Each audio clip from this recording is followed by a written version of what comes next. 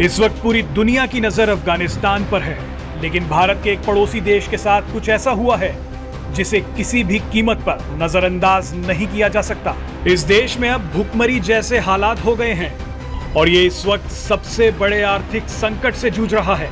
हालात इतने बेकाबू हो गए हैं कि यहाँ खाद्य संकट को लेकर आपातकाल लगा दिया गया है। दरअसल हम बात कर रहे हैं भारत के एक पड़ोसी देश श्रीलंका की। चाइनीज कर्जे में दबे श्रीलंका की आर्थिक व्यवस्था दम तोड़ रही है। रोज के खाने पीने का सामान हद से ज्यादा महंगा हो गया है।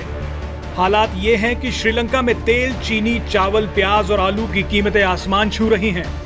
दूध का पाउडर, मिट्टी के तेल और रसोई गैस की कमी हो जाने के चलते दुकानों के बाहर लंबी कतारें लग गई हैं। हालात इतने बुरे हैं कि श्रीलंका की सरकार ने अपने टॉप आर्मी ऑफिसर को commissioner of general essential services के पद पर नियुक्त कर दिया गया है, जिनका काम जमाखोरी पर लगाम लगाना होगा। अब श्रीलंका की सरकार ने पूरी तरह से जरूरी सामानों पर अपना सीधा नियंत्रण कर लिया है, ताकि बिगड़ते हुए हालातों पर कुछ हद तक काबू पाया जा सके। आपको बताएंगे कि आर्थिक आपातकाल क्या होता है और इसका क्या असर पड़ता है, लेकिन उससे पहले कुछ जरूरी बातें भी जान लीजिए। श्रीलंका पेट्रोल, डीजल के साथ साथ खाने पीने का ज्यादातर सामान आयात करता है। किसी भी सरकार को सामान खरीदने के लिए एक विदेशी मुद्रा भंडार की जरूरत पड़ती है, लेकिन श्रीलंका के हालात इतने बुरे हो गए हैं कि उनके पास इन सब जरूरी सामानों को खरीदने के लिए पैसे की भारी कमी हो गई है। आइए कुछ आंकड़ों से आपको समझाते हैं। श्रीलंका का विदेशी मुद्रा भंडार जुलाई के अंत तक $2.8 बिलियन का था, जबकि नवंबर 2019 में यह विदेशी मुद्रा भंडार $7.5 बिलियन का था।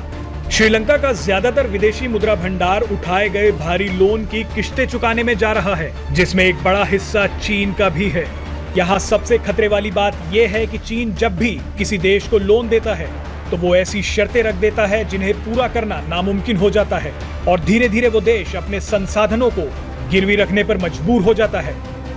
आपको बता दें कि चीन की इस चाल में श्रीलंका ही नहीं बल्कि पाकिस्तान भी बुरी तरह फंस चुका है। यहाँ तक कि अफ्रीका के कई देश भी चीन के आर्थिक गुलाम बन चुके हैं। श्रीलंका अब जिस आर्थिक संकट से गुजर रहा है उससे निकलना बेहद मुश्किल होता जा रहा है, क्योंकि दूसरे देश ना ही श्रीलंका को उधार दे रहे हैं और ना ही वहां पर निवेश कर रहे हैं। इसका एक बड़ा कारण दुनिया की रेटिंग एजेंसीज भी हैं। फिच रेटिंग ने श्रीलंका को CCC श्रेणी में डाउनग्रेड कर दिया है। इसका मतलब है कि इस देश में पैसा डूबने की संभावना बहुत ज्यादा है। भारत भी पहले से ही श्रीलंका को सॉफ्ट लोन के तौर पर काफी पैसा दे चुका है।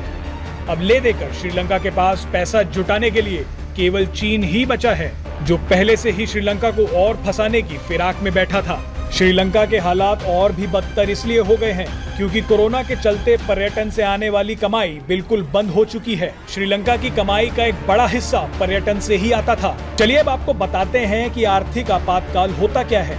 किसी भी देश में आर्थिक आपातकाल की घोषणा तब की जाती है जब सरकार को ऐसा लगता है कि देश में भारी आर्थिक संकट पैदा हो चुका है। कोई भी सरकार इतना सख्त कदम उठाने को तब मजबूर हो जाती है जब आर्थिक स्थिति बदतर होने की वजह से सरकार दिवालिया होने के कगार पर पहुंच जाती है।